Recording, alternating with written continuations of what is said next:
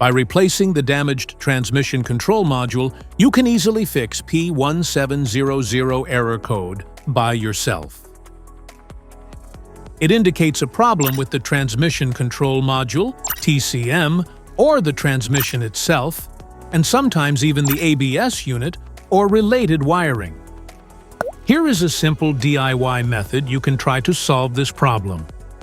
Method A, the transmission control module. The transmission control module can often be found below the cover at the back of the transmission case. It should be just below the engine control module's position. Visually check the transmission control module itself